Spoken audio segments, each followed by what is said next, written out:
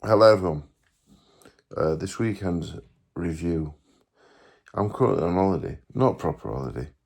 I'm in the UK, and it's not really an holiday. I'm with my in-laws and both kids. I'm more tired and stressed than I am at home, so I wouldn't call it an holiday. Cannot wait to get back. Knackered. Anyway, this is not a holiday review. YouTube. It's not a holiday. This weekend's boxing we'll discuss. I've watched a fair share of it. I went for dinner last night. I was watching 2 boxing shows at the same time. 3 actually, if you count the bare knuckle. Getting told to turn the volume down. Anyway, we'll start with the biggest show of the weekend. I would say it was probably the one in America, Jake Paul Chavez. I watched the undercard. I'm not paying for that. I'm not paying for that. We'll start with what I didn't see. Jake Paul, you know what? I always give him a lot of respect, and I always say he does train hard and he's in good shape and he brings a lot of eyes to boxing. He does a lot of great things for boxing, I think. Brought a lot of eyes to Zerdo Ramirez and Dorchkos and Floyd Schofield, Tevin Farmer, and I admire him for that. As for his boxing, I said the other day I think he could win an area title. And think maybe he still could, but I just don't think, and I haven't thought for a long time, the matches he has, they're just Mike Tyson, Nate Diaz, Tyrone Woodley. I seen him face-to-face with Ramirez after. Ramirez would knock him out in 1 round. The circus is going to have to come and end at some point. And I do think he's like a serious boxer in terms of winning an area title, which is to be respected.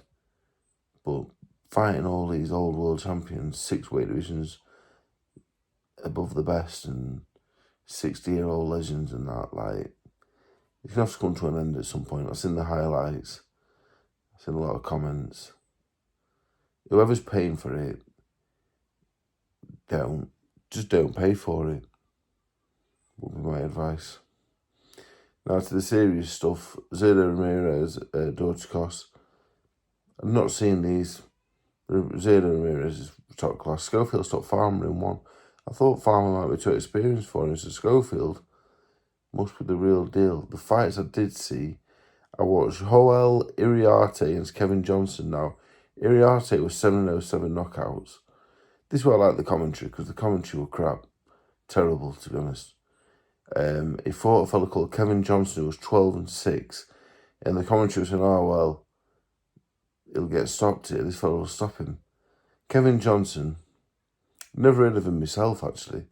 He has wins over fighters 8-0, 3-0, 8-0, 15-0, 17-0, 40-9. And these commentators are like, oh, well, he's got 6 losses. Iriarte should be stopping him. This fella's gone the distance with Richardson, Hitchens. A fella 18-2, Kelvin Davis on a majority. The commentary, I just thought, you're looking at numbers. Box rate warrioring. That Kevin Johnson, I really enjoyed watching him, actually. I was up about 12 at night. I should have been asleep. But this Kevin Johnson is now 12-7. Anyone else being a box rate warrior and picks him at 12-7, you're in for a horrible night. Really good fight. Really enjoyed watching him. Old school, tough and clever. And Iriarte won, to be fair, but it was a lot closer than the card said. And that's why I listened to the commentary, because a lot of commentary is shit. And I listened to it and I just thought, what the fuck am I listening to? Anyway, I enjoyed watching that one. There was an Olympian heavyweight on, he got a stoppage. So that was the boxing in America. Yeah, I'm nothing. Jake Paul, while I do admire him in lots of ways, in other ways, I don't. Because he's just boxing. Anyway, the main event, the big show in England was Shakan Peters-Brad Ray for the European title. I watched the last 6 rounds. The last six rounds, was brilliant, back and forth. Brad Ray, to me, only watching off it, looked the rightful winner. Apparently, he was in charge early, so I'm happy for him. I like Brad Ray. I thought Peters might be too big for him, but Peters at 35 now. Interesting, really, because he's the European champion. He's still only rated 13 in the country on BoxRec. What was do if I had Brad Ray? I think he's probably just trying to make some money, really. Put him with with Willie Hutchinson. Lyndon Arthur might be a good fight, all Manchester fight for the European title. I'm happy for him, nice fella. And good fighter as well, really good fighter. Really, really good fighter. But light heavyweight in Britain alone is absolutely stacked, so be interesting. Gradus Kraus is very, very good. World-class talent, possibly. Yeah, Sean McComb, I didn't watch. Who else on the card? Jimmy Richardson's a good fighter. Now, one of the biggest talking points, Adrian King got beat by Adam Kollerick. Now, I said the other day, this is a monumental step up. Now, Kollerick, obviously, before the fight was 9 wins, 8 losses, 4 stoppage defeats. So, you look at that and you go, well, this will be a steady night. But Kollerick gone this with Sosniski, Roman Fres. He's boxed world title challenges. Been the distance with Ricardo Brown, who boxed Mammadov the other day. Gone the distance with Alexander Hristiv. I did think, like, this is adventurous matchmaking, really. Championship fights for 5 pro fighters and getting put in with this fella who actually has amateur background dating back to 2017. So, all is not lost with Adrian. He has lost to a cruiserweight, half and half record, but this fella's not bad. He's not bad. And what he is experienced. Very experienced. So, he already had 18 rounds as a pro, as well as an extensive amateur background. What would you do with Adrian now? It's difficult because you can't really go back amateur, so it's hard. It's hard to get round as a professional heavyweight, I think. It's not. I turned Joe Aiden pro after 5 amateur fights, but the rounds are there, and there's a real depth to. There's a depth to like the welterweight, middleweight divisions. There's kids to box. There's loads of kids to box in England, and the proper journeymen, the journeymen, they don't come to it, they come to survive, they come to mess you about. You're going to get your win. You're learning, but you're going to get your win. But heavyweight ain't the same. How many heavyweight journeymen in the UK are there right now? Phil Williams, Jake Darnell packed in, Shoulder Seal. There's not many. It's hard. Very hard to learn your craft, I think, as a heavyweight prospect right now. Different for the Talma. Leo Tang, a little bit younger and a little bit less developed physically. So another one difficult, but he has the matchroom money to help get the right opponents from the board. The board are more strict with the matches they make now. But Adrian, he has the physical capabilities to do okay, to be honest. But the matchmaking is going to be difficult. It is difficult. I did look at that match and think, ooh, I'm not sure. I thought he'd get through it, but it's a setback, but it ain't the end of the world either. So hopefully he comes back. Now, other shows last night that I did see, I watched Dorian Krasnamaru, heavyweight, based in England now, but Ukrainian. He sort of Gideon Antoine knocked him out with a cracking punch. He's on full. 32 though, and he's good. Not sure how many opportunities he's going to get. So I watched a bit of that card. Flicking in and out between a few different shows is difficult. Few good fighters on the bill. Luis Merriweather's not bad. Mario Valenzuela Portillo, probably the best best journeyman coming from abroad at the minute. He's decent. One of mine boxing was tough. He's fucking hard as nails is. He lost by a point. Anyone wanted to watch him at super feather or lightweight, make sure your kid's good. or he'll get beat. There's no results on the show in Harrow. And there's two more things I want to talk about. One is the bare knuckle boxing. I watched a little bit of it. Frankie Gavin got stopped in the first round. Couldn't make out what happened, to be honest. I watched a fight on the undercard, actually.